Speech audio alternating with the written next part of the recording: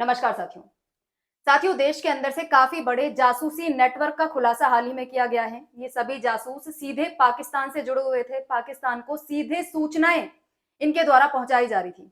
किस तरीके का इस्तेमाल इनके द्वारा किया जा रहा था, कहां से इनको गिरफ्तार किया गया है, कितने लोग गिरफ्तार किए जा चुके हैं और कितना बड़ा ये नेटवर्क था, किस तरीके से इनको पकड़ा गया, सभी चीजों की चर्चा हम आज के सेशन में करने वाले हैं कि इस प्रकार के नेटवर्क आज के समय देश में इतने ज्यादा सक्रिय हमें क्यों दिखाई दे रहे हैं। क्योंकि आप देखो, अभी कुछ ही समय पहले नॉर्थ ईस्ट के आसपास से भी काफी सारे लोगों को, यूक्रेनियंस को, यूएसए के एक बंदे को गिरफ्तार किया गया जो कि म्यांमार के अंदर ड्रोन टेक्नोलॉजी लेकर जाने वाले थे।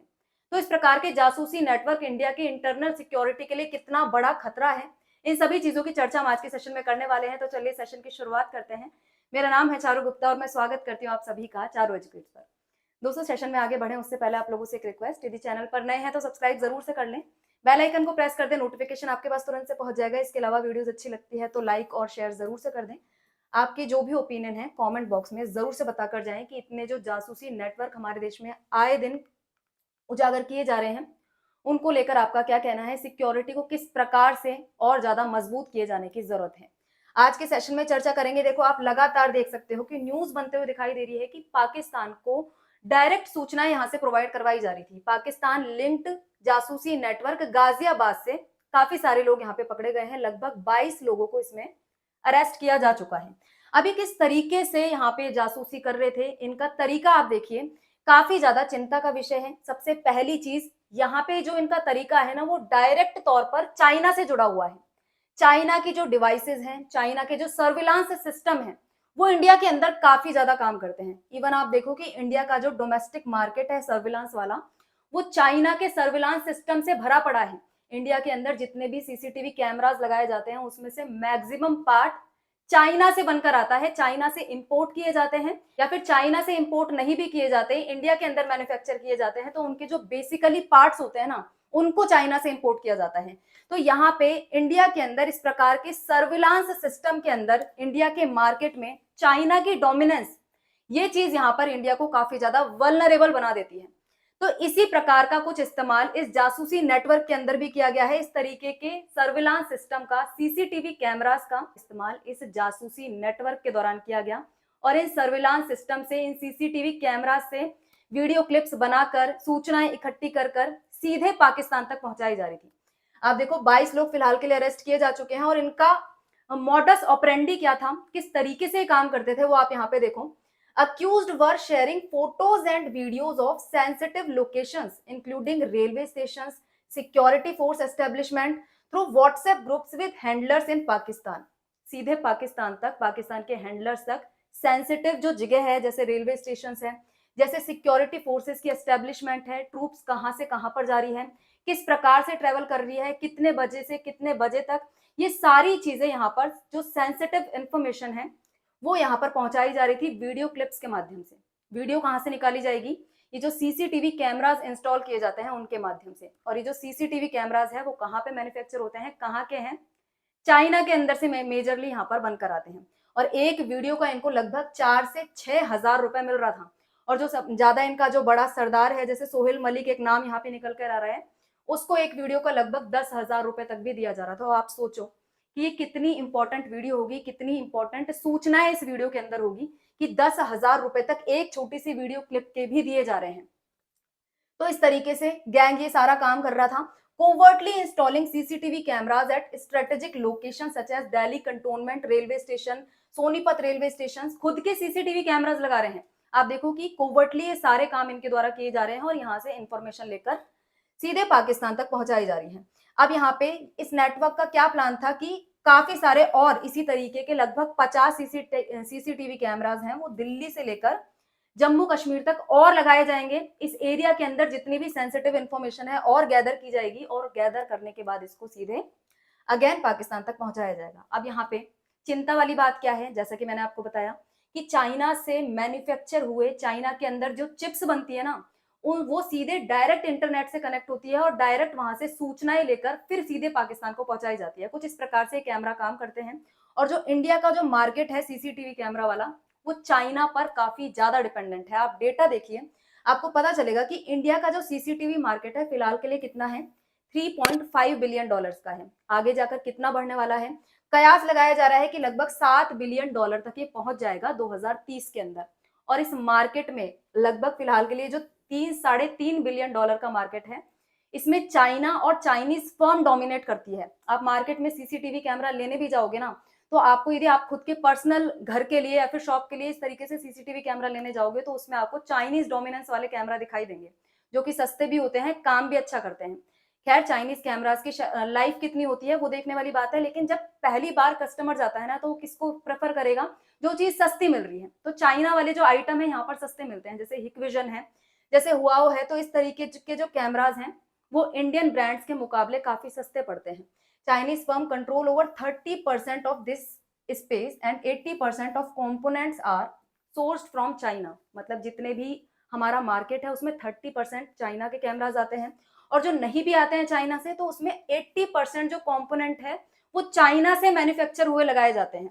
तो पूरी तरीके से मार्केट चाइना के द्वारा डोमिनेट किया जा रहा है। आप देखो, जो कैमरा के अंदर की कंपोनेंट्स लगते हैं ना, उसमें मेजरली क्या आती है? एक तो चिप्स आती है, जो चिप सबसे इंपॉर्टेंट होती है, ठीक है। और इसके अलावा सेंसर्स आते हैं, जो मेजरली जो इंफॉर्मेशन को कलेक्ट करते हैं। तो ये जो मेजर कंपोनेंट्स हैं वो चाइना से बनकर आते हैं। इंडिया के अंदर यदि असेंबल किए भी जा रहे हैं, तो ये जो कंपोनेंट है वो चाइना के लिए जा रहे हैं। इंडियन कंपनीज जैसे सीपी प्लस है, ये 48% तक मार्केट पर होल्ड रखती है।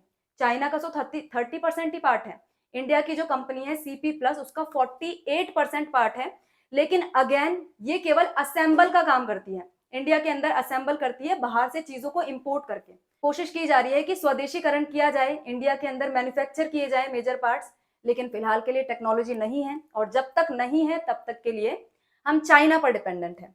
Security concerns have intensified globally over Chinese tech equipments. मतलब कि केवल भारत ही परेशान नहीं है, काफी सारे और देश हैं। जैसे आप यूएसए की यदि बात करें, तो यूएसए ऑलरेडी चाइना की इन कंपनीज पर बैन लगा चुका है। जैसे चाइना की कंपनी है हिकविजन और चाइना की कंपनी है दाहुआ, इनके इक्विपमेंट्स को ऑलरेडी यूएसए बैन कर चुका है, क्योंकि यहाँ पे सेंसिटिविटी का खतरा बना रहता है, नेशनल सिक्योरिटी का खतरा बना रहता है। यहाँ से इंपॉर्टेंट इंफॉर्मेशन, इंपॉर्टेंट लोकेशंस की सीधे चाइना या फिर पाकिस्तान या फिर किसी और देश को, पर्टिकुलर रीजन को पास की जा सकती है, देश के दुश्मनों को पास की जा सकती है। आप देखोगे किस तरीके से चीजें काम करती है। ये कैमरा आपको दिखाई दे रहा है, कैमरा के अंदर जो मेजरली क्या दिक्कत है, जो चिप लगी होती है ना कैमरा के अंदर, ये मेजरली कहाँ पे मैन्युफैक्चर होती है? चाइना के अंदर मैन्युफैक्चर होती है, और ये चिप का ही सारा खेल है। द सिस्टम ऑन चिप, जिसको एसओसी बोला जाता है, कैमरा का कंट्रोल सेंटर होता है। इसके अंदर क्या है? एक प्रोसेसर लगा होता है जो कि सॉफ्टवेयर इंस्ट्रक्शन को ऑपरेट करता है। मतलब यहीं से सारी चीजें ऑपरेट हो रही है। फिर इस चिप को आप देखो, ये चिप किससे कनेक्ट होती है? इंटरनेट से कनेक्ट होती है, और इंटरनेट से कनेक्ट होते ही यहाँ पे जिस भी एरिया में इस कैमरा को इंस्टॉल किया गया है, वहां की सारी सेंसिटिव इंफॉर्मेशन, जहां से कैमरा ऑपरेट किया जा रहा है, वहां पे सीधे इस इंफॉर्मेशन को पास कर दिया जाता है। अब भारत में क्या चल रहा है? भारत का इतना बड़ा मार्केट, 30% मार्केट चाइना डोमिनेट करता है। तो क्या भारत के द्वारा कुछ स्टेप्स लिए गए हैं क्या? बिल्कुल लिए गए हैं। स्पेशली आप देखो कि जब हमारा पाकिस्तान के साथ जो स्टैंड ऑफ हुआ था, उसके बाद गवर्नमेंट ने काफी सारे स्टेप्स लिए हैं। स्पेशली ऑपरेशन सिंदूर के बाद इंडिया ने मैंडेट किया full CCTV hardware software scrutiny. मतलब कि जितने भी कैमराज इंस्टॉल किए जाएंगे 9 अप्रैल 2025 के बाद से इंडिया के अंदर इंपोर्ट किए जाएंगे, इंडिया के अंदर इंस्टॉल किए जाएंगे, उनका क्या बताना पड़ेगा? फुल्ली उसका हार्डवेयर इंफॉर्मेशन देनी पड़ेगी, उसकी सॉफ्टवेयर इंफॉर्मेशन देनी पड़ेगी, सोर्स कोड बताना पड़ेगा, इसका पूरा स्क्रूटनी किया जाएगा एक तरीके से। Mandatory for CCTV cameras manufacturers to submit hardware software और even source code for security assessments. Government के द्वारा इसका सिक्योरिटी असेसमेंट करने के बाद ही इसको इंस्टॉल किया जाएगा। लेकिन अब इसमें दिक्कत क्या है? ये जो चीज अप्लाई होगी वो 9 अप्रैल के बाद, 9 अप्रैल 2025 के बाद इंस्टॉल किए जाने वाले कैमरास पर अप्लाई होगी। 9 अप्रैल 2025 के बाद इंपोर्ट किए जाने वाले कैमरास पर क्या है? अप्लाई होगी।